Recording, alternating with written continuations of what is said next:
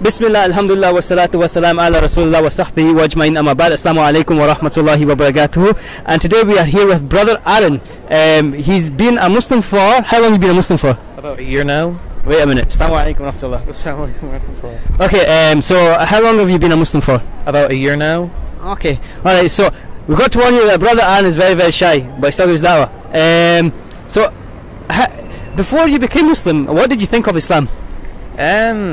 Basically, like, just sort of like it's not really a religion from here. It's like it's for Asian people, like African people, not really around here, and like just like the sort of usual media stuff. Like it's not like the media stuff. Like, oh, they're all terrorists almost. So it'd be fair to say, like, about a couple of years ago, if you see me, you'd think terrorist. Well, not you, but like a few other people. Okay. A few other people. So I've got this cute innocent look. It doesn't say terrorist. No. Okay. Now, so when did you start researching into Islam? What made you start to research into Islam? Like, I guess it would have been like I was starting researching about 4th year at high school, and that was because like I was sort of researching other religions, and like I wanted to give everyone their time to like research it almost. Okay, so obviously how long for 4th year? What age are you now? 18. So 4th year in Scotland is when he was about 15, 16 years old. So it's about 3 years ago, yeah. So how long did you research Islam? About 2 years, maybe. Like, yeah. Roughly 2 years. Okay. So, what was the doorway for you to become a Muslim? What happened? How can you explain the process? Can you remember when you actually became Muslim? It was like I'd came to the mosque at Central, and I'd went there originally to try and like look at it to see if like I could take pictures of it, and then I went down and started speaking to some brothers who were giving me dawah, and then a few months after that I came to the stall here. And so it was this very stall, this very spot. Can you remember the spot where you took your shahada?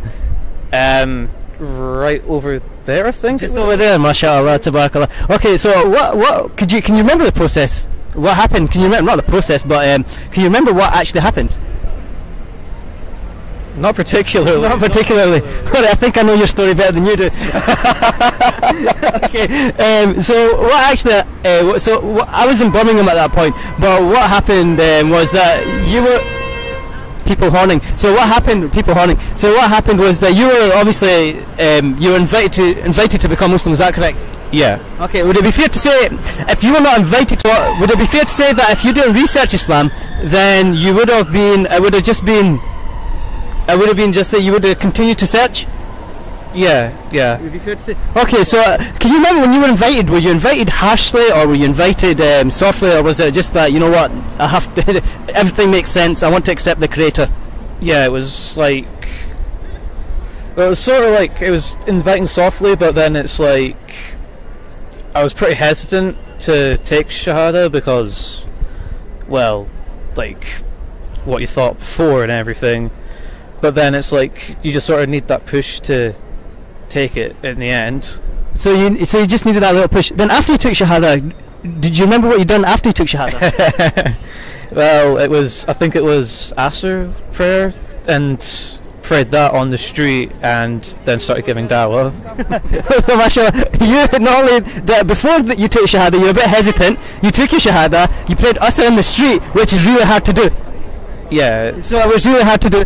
And then when you took your shahada, after praying Asr in the street, you started giving dawah, is that correct? Yeah, pretty much. That is amazing, bro. That is amazing. So what would you say the importance of dawah is? So if you could like look into the camera and say what would be the importance of dawah, if you had a message for the whole entire ummah of Muhammad sallallahu alaihi wasallam, what would you say the message of giving dawah would be?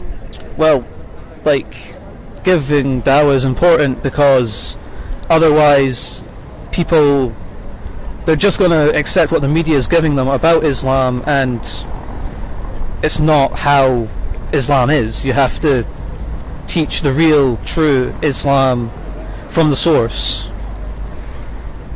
So that would be it. So mashallah, tabarakallah. So this shows you the importance of dawah. So assalamu alaikum wa rahmatullahi wa barakatuh. Until the next time, peace.